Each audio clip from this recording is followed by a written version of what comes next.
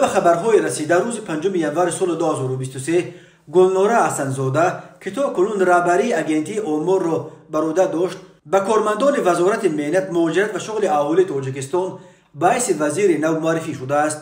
گلنوره حسن‌زاده که در این مقام شیرین اموزاده را که از ماه نوامبر سال 2020 مدت 2 سال و 2 ماه وزیر بود عوض کرد. به جای حسن‌زاده جمشید نور محمدزاده به کارمندان اگنتی امور باعث رهبر نو این اداره معرفی شده است. نور محمدزاده در گذشته رئیس امانت بانک و چندین سال رئیس بانک ملی تاجیکستان بود.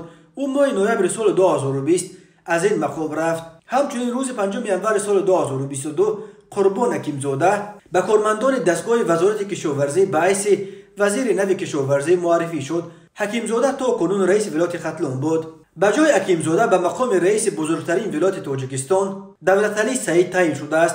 دولتعلی سعید که از خویشاوندان نزدیک پرزیدنت تاجیکستان امامعلی رحمان است تا کنون در مقام معاون اول سروزیر تاجیکستان کار میکرد.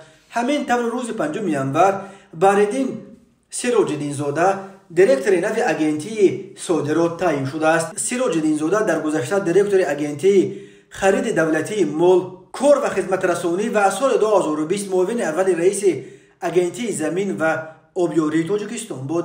رهبر سابق اگنتی صادرات تاجیکستان شفقت بابازاده ماه سپتامبر سال 2022 با اتهام تمجید و گرفتن 1 میلیون سومانی از یک شرکت خارجی بازداشت شده بود. از دستگاه پرزیدنت خبرها درباره در راه بودن باز یک سلسله تغییرات کادری به گوش میرسند، ولی رسما فرمان این تعیینات‌های کادری هنوز نشر نشده است.